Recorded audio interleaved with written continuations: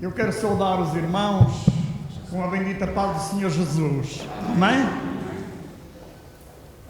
Praticamente quase todos me conhecem, eu já cá venho há algum tempo, estar com os irmãos, mas praticamente tem sido de ano a ano ou 2 vezes por ano. Estes 2 natais não estive por causa da pandemia, mas cá estou novamente no vosso meio para vos dizer que continuo em Angola, como o pastor disse, já fui batizado quase há 50 anos, faz agora, e sinto-me muito feliz na terra onde estou, em Angola, e quero dizer-vos que o trabalho em Angola continua a ser um trabalho abençoado, um trabalho com muitas almas. As igrejas são muito grandes, têm muitos crentes e realmente nós ficamos entusiasmados, porque quando chegamos a este lugar, mesmo na igreja onde eu pertenço, que sou membro, encontro 600 pessoas desse lado, ou 700 ou 800. Mas há igrejas muito maiores em Angola. Em Luanda nós temos igrejas com 5.000 membros, muita gente. As igrejas são muito alegres, muito felizes, muito diferentes das nossas igrejas em Portugal. Eu conheço várias em Portugal, fui membro das igrejas em Portugal quando cheguei em 75, e as nossas igrejas em Portugal são muito paradas, muito quietas, muito sossegadas, e esta ainda é de umas igrejas que têm um certo avivamento, porque se os irmãos ou as irmãs foram a uma igreja batista onde eu nasci, só falta dormir toda a gente lá dentro, e às vezes até encontramos pessoas a dormir.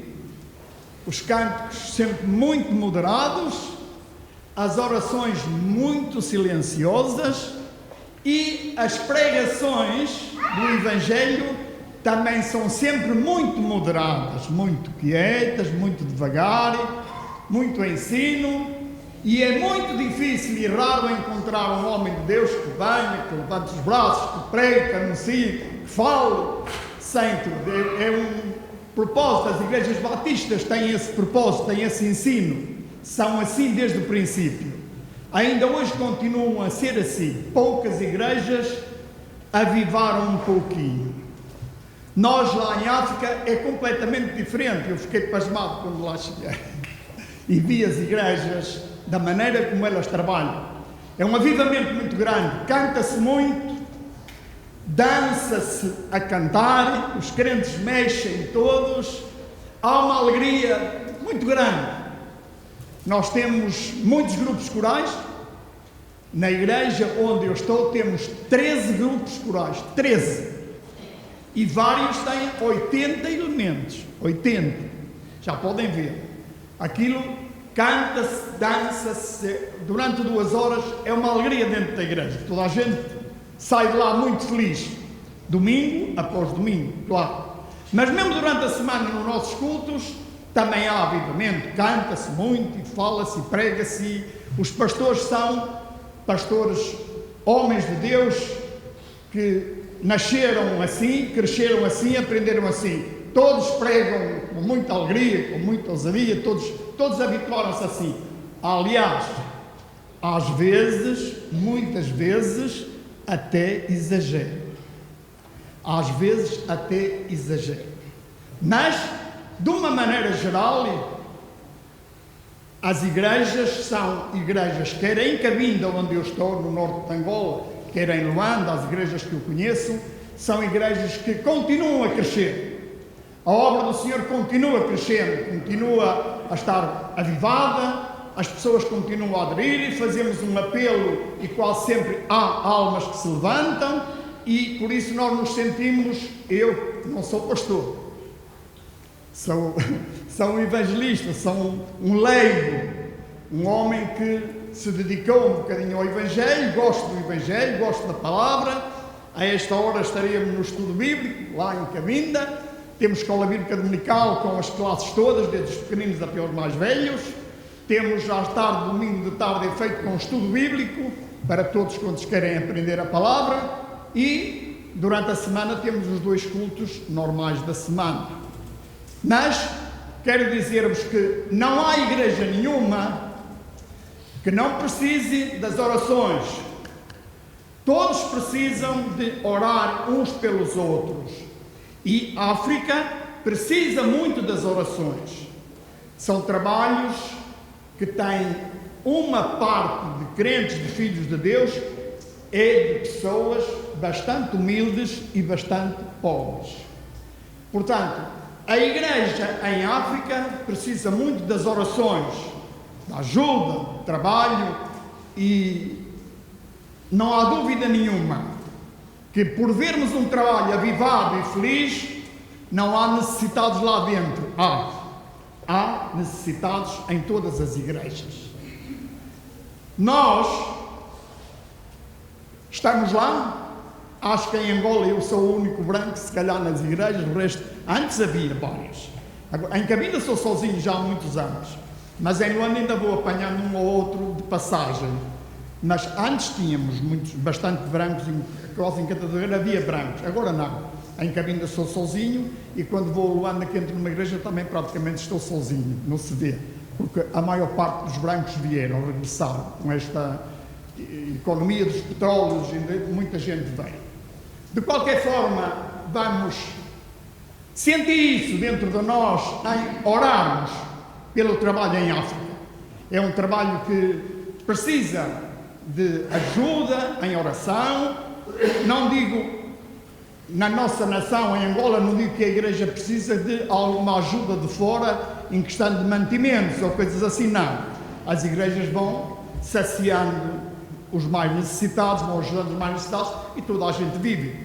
Creio que na igreja ninguém passa fome. Creio, penso isso. Portanto, esta igreja é uma igreja alegre, é uma igreja feliz. O vosso líder é um homem de Deus. E esta igreja é uma igreja que nós notamos que é avivada, a doutrina é sã, é pura, almas são salvas em Cristo Jesus, e creio que ninguém se vai desviar por motivo de doutrina ou de ensino, que todos recebem nos seus corações. E creio numa coisa que é muito interessante: todos nós que estamos aqui, quando saímos das nossas casas, que todos nós tenhamos dentro de nós, nos nossos corações, ninguém vai sair de casa para vir mostrar os sapatos ou o vestido, não é? Todos vamos estar conscientes disso.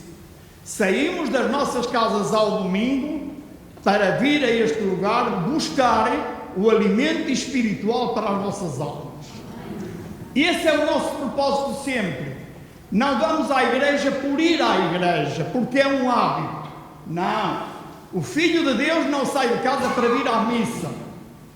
Não. Aqui não há missa. Aqui há a palavra de Deus, e a palavra de Deus é e será sempre o alimento espiritual para nós.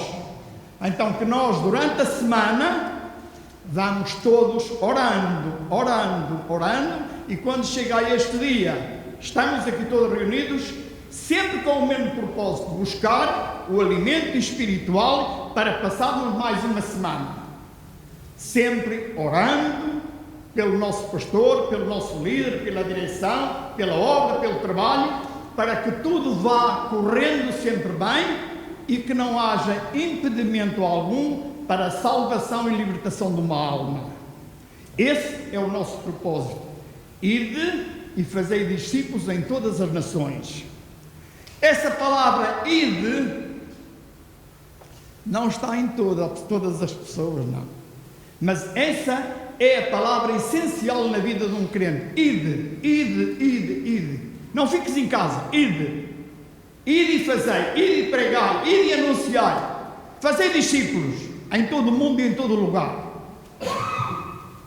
Estes últimos 3 anos eu tenho dedicado um pouco da minha vida mais à obra missionária. Sou um pobre missionário, muito fraquinho.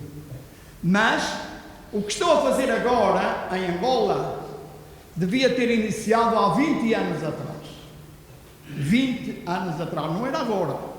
Tinha mais recursos, tinha menos idade e podia ter feito um trabalho bem melhor do que aquilo que fiz, ou que estou a fazer agora. Agora é bem mais limitado, não só pela idade, mas mesmo pelos recursos. O trabalho missionário é a coisa mais importante que existe na vida de um servo de Deus, um filho de Deus.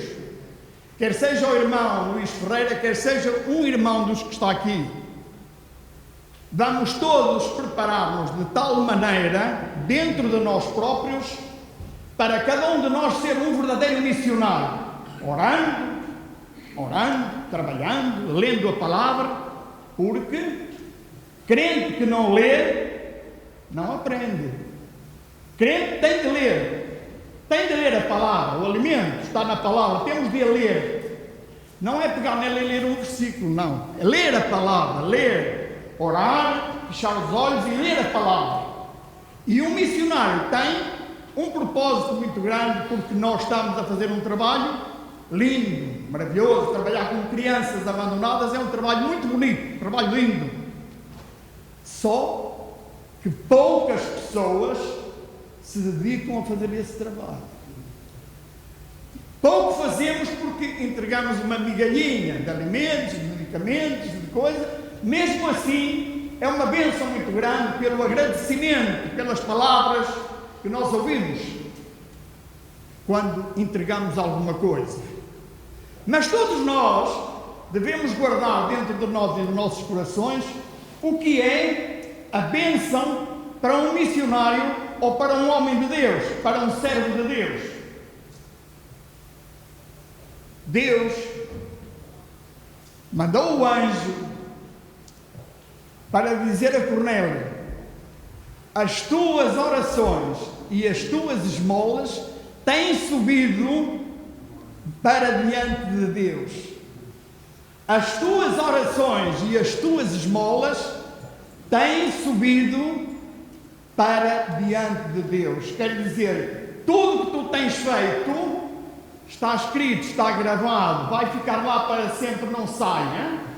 E era um homem romano, nem era judeu.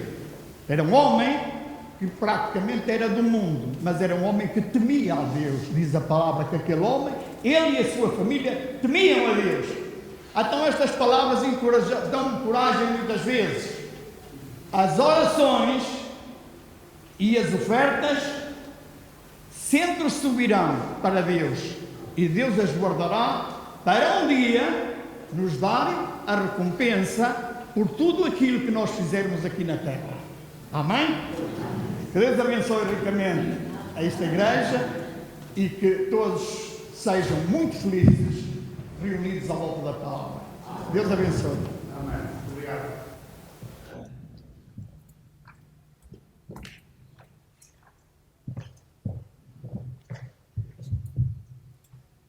E agradecia que o irmão Luís transmitisse as nossas saudações à igreja. Um grande abraço fraterno e que o Senhor continue a ser convosco, abençoando-vos muito, e particularmente com o irmão. Ok, irmão?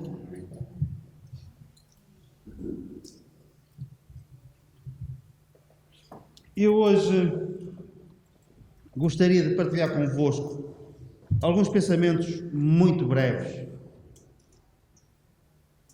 E é um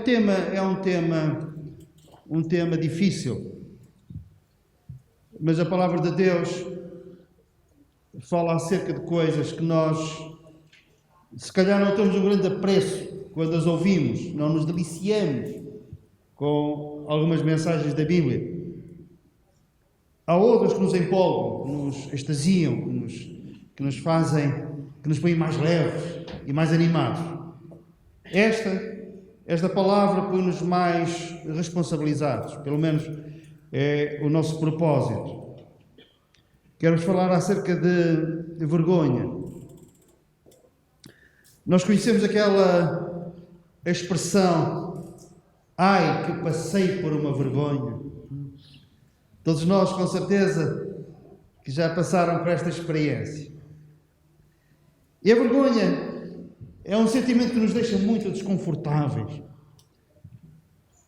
E às vezes a vergonha, a experiência de vergonha pela qual nós passamos foi tão intensa.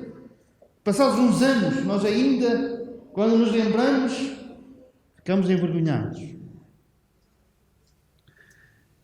Se calhar, pelo facto de alguns homens de Deus terem passado por situações assim, alguns deles oraram: Senhor, que eu não seja envergonhado.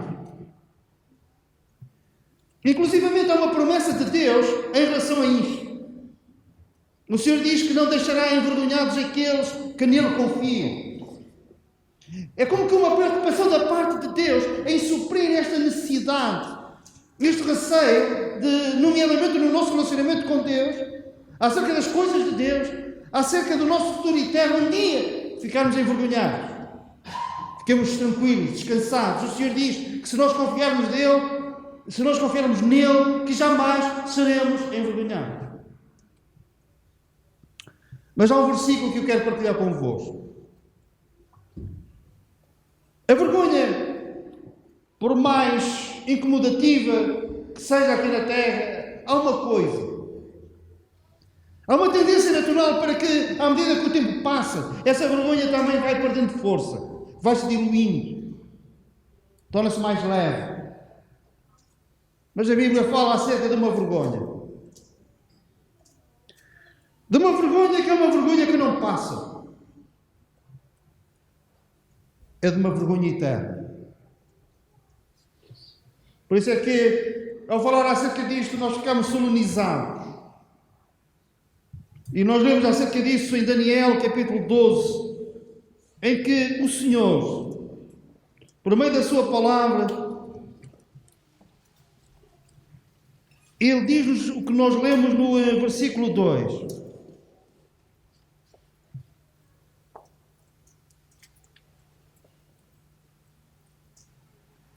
E diz assim: muitos dos que dormem no pó da terra ressuscitarão, uns para a vida eterna e outros para a vergonha e horror eterno. Isto é coisa séria, não é? Uns ressuscitarão para vergonha e horror eterno. É uma vergonha que não passa, é uma vergonha que à medida que o tempo vai passando, se calhar vai se agravando cada vez mais. E é uma vergonha que aqueles que caírem e que experimentarem esta vergonha, eles olham para o tempo futuro e constatam que esta vergonha jamais passará. É uma vergonha eterna, uma vergonha que não terá mais fim. Isto fala-nos acerca da condenação eterna e isto é assunto tremendo. Eu quando pensava nisto, eu questionei-me quando é que esta vergonha começa, esta vergonha que Daniel fala, esta vergonha eterna, este desprezo eterno, quando é que isto começa? A Bíblia diz que aqueles que vão ressuscitar um dia, se morrerem nos seus pecados, eles vão ficar diante do trono branco de Deus. E o que é que vai acontecer ali? Nós lemos na palavra de Deus que aqueles que comparecerem ali durante o trono branco de Deus, diante desse trono, vão ser julgados. Mas não é um mero julgamento. Há uma exposição pública daquilo que as pessoas fizeram.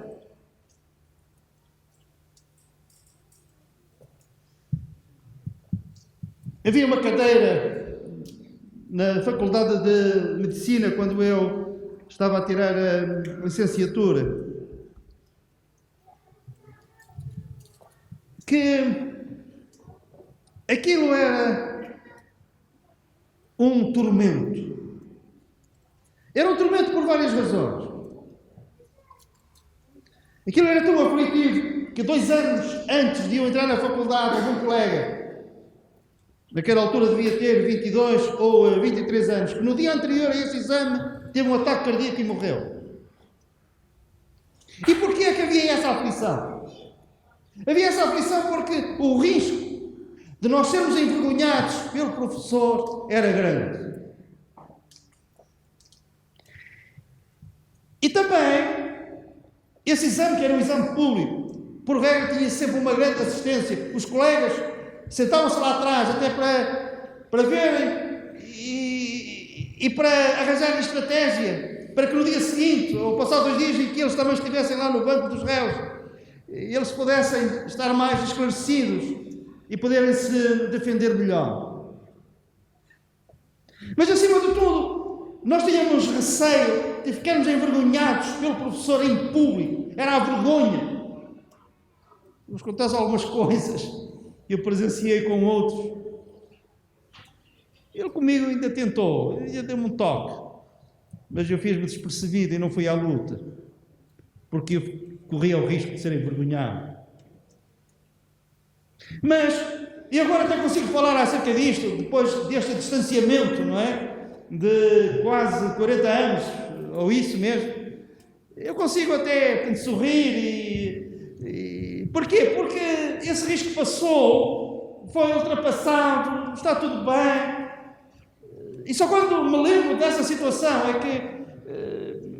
é que consigo avaliar aquilo e o risco que nós corríamos a estarmos ali. Sentávamos num banco, havia uma grande secretária onde estavam 5 professores, mas o problema era o do meio, um professor catedrático. Era ele que nos apertava e que nos envergonhava tantas vezes.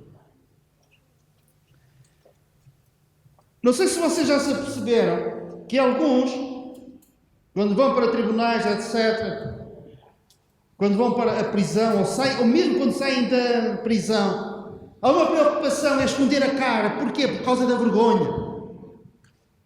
Não querem se expor. Pois bem, a Bíblia diz que os que morrerem sem Cristo, os que morrerem nos seus pecados, vão comparecer diante de um grande trono branco. E aquele que nele se assenta, de cuja presença fugiu a terra e o céu. João tem a percepção, tem a visão disto. E ele disse, eu vi também os mortos, os grandes e pequenos, postos em pé diante do trono. Então se abriram os livros, ainda outro livro, o livro da vida, foi aberto, e os mortos foram julgados segundo as suas obras, conforme que se achava escrito nos livros. E aqui começa a vergonha. Porque vão-se abrir os livros. E os registros de tudo aquilo que as pessoas fizeram, pensaram. Aquilo que fizeram com más intenções vai ser tudo trazido ao público.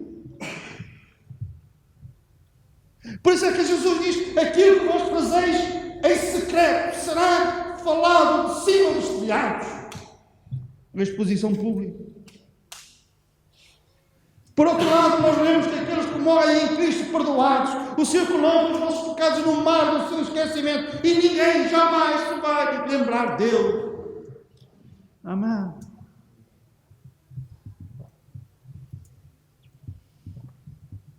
A exposição pública.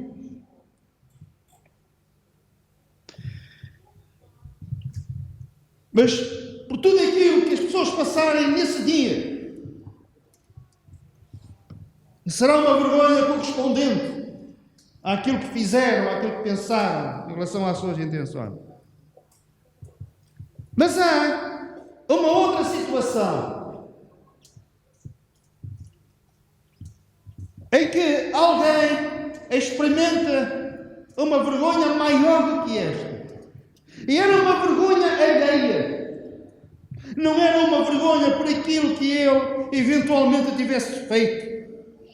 Era alguém que assumiu a minha e as nossas vergonhas, todas elas, e foram concentradas nele quando Jesus estava crucificado. E há um versículo para o qual eu quero chamar a vossa atenção, que diz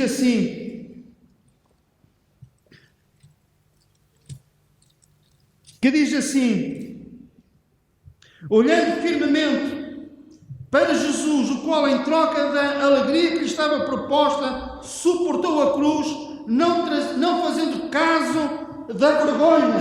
Jesus na cruz do Calvário, E ele suportou a cruz e não fez caso da vergonha. E que vergonha era esta? Tudo leva a crer que Jesus foi crucificado despido.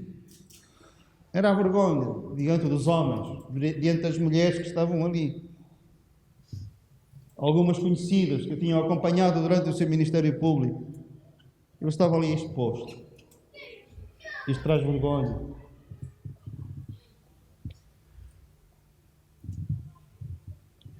Mas agora pensei comigo.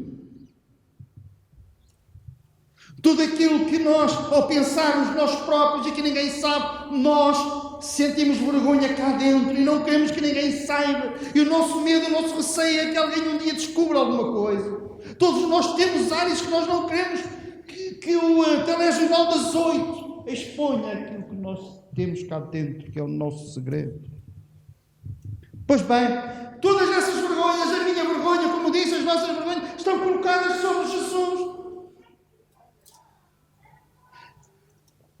Nem que fosse apenas por causa disto, e não era pouco. Ele poderia ter descido da cruz e dizer: eu não suporto tanta vergonha. Mas nós vemos que ele desprezou a vergonha, aguentou a vergonha.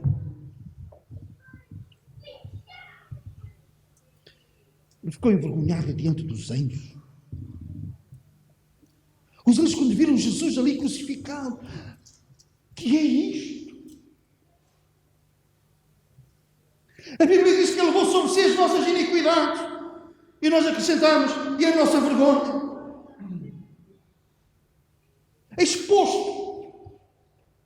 As pessoas estavam ali, olhavam para ele e viam a sua nudez. Mas os anjos, com acesso ao mundo espiritual, eles viam algo mais do que isso. Eles viam as nossas iniquidades sobre ele. Aquilo que nos faz corar estava sobre ele. Nós às vezes lemos acerca de pecados dos outros que nos fazem corar e que nos envergonham. É uma vergonha alheia. Pois bem, toda essa vergonha alheia está concentrada em Jesus. Amém. A vergonha da cruz. Perante o Pai. Sabem porque é que Jesus disse: Deus meu, por que me desamparaste? O Pai desamparou também, porque sobre ele estava a nossa vergonha.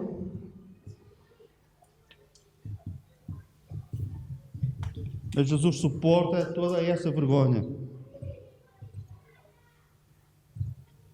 para que nós um dia não ressuscitemos para vergonha e desprezo eterno. Sabem porque é que os pecados dos que confiam em Jesus não serão jamais publicados, expostos publicamente, porque já foram na cruz do Calvário e Deus já viu e já esqueceu.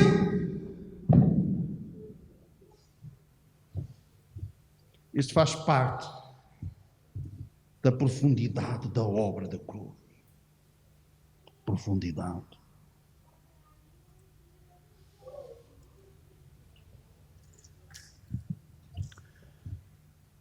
Jesus diz, lemos em Hebreus, que ele não se envergonha de nós, e vai mais longe, que não se envergonha de nos chamar de irmãos. Jesus não se envergonha de nos chamar de irmãos. Lemos também, na carta aos Hebreus, que o Pai não se envergonha de ser chamado nosso Deus. No fundo, Deus não tem vergonha de nós. Nós para Ele somos os seus amados. Nós estamos no seu coração. E devido ao facto de termos sido salvos, purificados com o sangue da cruz, Ele tem orgulho em nós, em vez de ter vergonha, Ele tem orgulho em nós. Como teve orgulho em Jó, quando Satanás vem de passear a terra e se pergunta: tens visto lá o meu servo Jó? O ser orgulhoso de Jó. E o Senhor, dentro de certa medida, Ele tem orgulho em cada um de nós, é um orgulho santo. Não se envergonha de nós. Qual é o risco e o perigo no meio de tudo isto? Haver situações na nossa vida em que nós nos envergonhamos dele. E não é justo.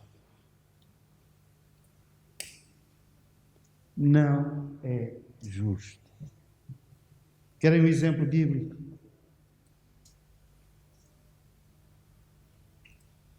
Podemos analisar essa passagem debaixo de vários prismas. Mas pensei comigo isto. Porquê é que Pedro negou Jesus 3 vezes? E vocês dizem, pois, porque ele tinha medo. Sim, havia medo. Medo de lhe fazerem aquilo que estavam a fazer a Jesus. Sem dúvida. Ele foi avisado, foi. Mas não se preparou devidamente e por isso reagiu. Espírito de sobrevivência. Mas eu penso também eu ali outra coisa. Jesus agora está ali. Coroa de espinhos, algemado, rosto desfigurado, sangue correndo pela face, acabou de ser flagelado. Será que Pedro naquela altura teve vergonha de Jesus? Teve vergonha? Não sei, talvez. Não conheço esse homem. Haveria ali vergonha também? Perguntaram-me, haveria ali vergonha?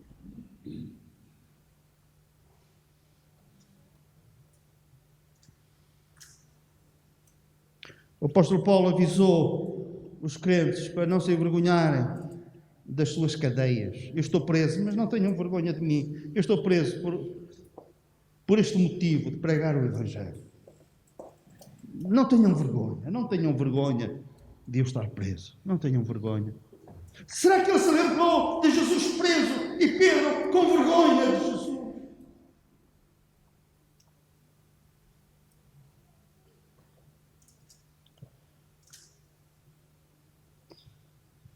Não temos vergonha de Jesus, nem termos vergonha do Evangelho. O apóstolo Paulo dizia, não me envergonho do Evangelho, pois é o poder de Deus para a salvação de todo aquele que crê. Eu não tenho vergonha do Evangelho.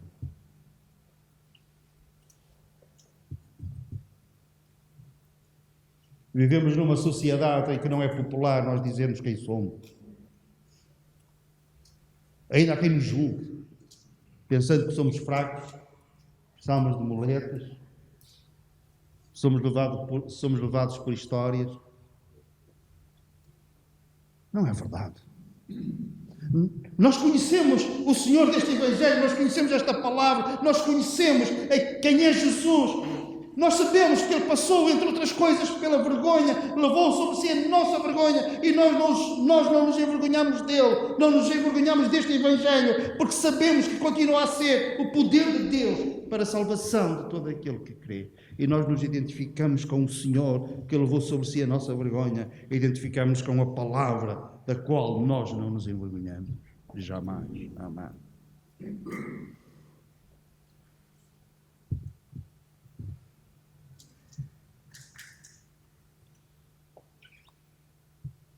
Vergonha e desprezo eterno. Alegria e delícias para todo sempre, por outro lado. Na minha presença, diz o Senhor, não há vergonha. Há delícias, alegria para todo sempre. E nós decidimos por Jesus.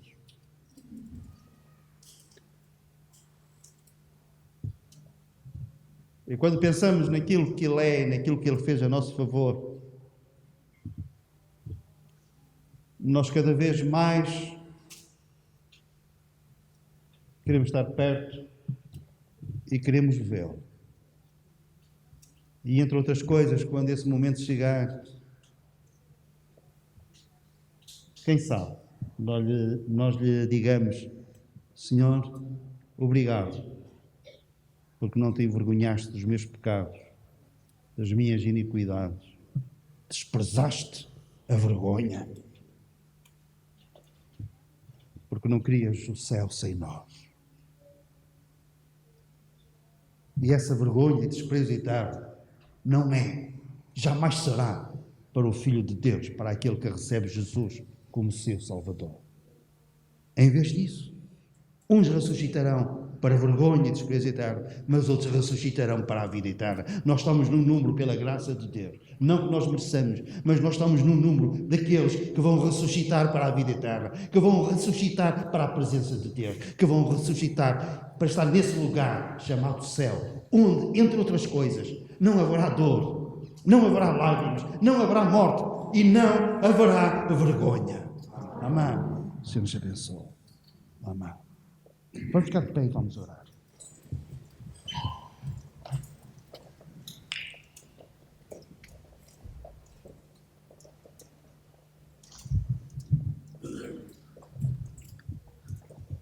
Nosso Deus e nosso Pai, nós não sabemos como te agradecer, não somente pela salvação da nossa alma, mas também pelo preço que o Senhor Jesus pagou para que essa salvação se tornasse efetiva, se tornasse real na nossa experiência. Na nossa experiência atual, hoje nós sabemos em quem temos crido, nós estamos certos quanto a isso. E estamos certos também para onde esta salvação nos vai levar. Vai nos levar para a Tua presença. Bem longe, eternamente distante do lugar de vergonha e desprezo eterno. E Senhor, agradecemos-te porque o Teu sangue nos purifica de todo pecado e nos limpa também da nossa vergonha. E os nossos pecados, que se fossem trazidos à luz do dia, à superfície, se fossem publicados, expostos publicamente, nos iriam envergonhar. Mas em vez disso, Tu os colocas no mar do Teu esquecimento, onde ninguém vai tocar, onde ninguém vai mexer, e ficarão lá soterrados por toda a eternidade. A nossa oração, Senhor, é que todos aqueles que aqui se encontram e que ainda não têm a certeza de pecados perdoados, que agora mesmo possam agradecer ao Senhor Jesus pelo facto de Ele ter levado sobre si na cruz do Calvário também, além dos seus pecados, levou também a vergonha desses pecados. E peça misericórdia, peça perdão, e que haja uma entrega aqui agora. Possa dizer, Senhor, eu entrego-me a Ti, eu confio exclusivamente em Ti para ser salvo. Eu não quero ser envergonhado um dia. Eu não quero viver numa vergonha eterna. Antes, pelo contrário, eu quero estar na Tua presença, onde há abundância de alegrias, onde há delícias para todos sempre. É lá que eu quero estar. E leva-me para lá, por amor do Senhor Jesus. Amém.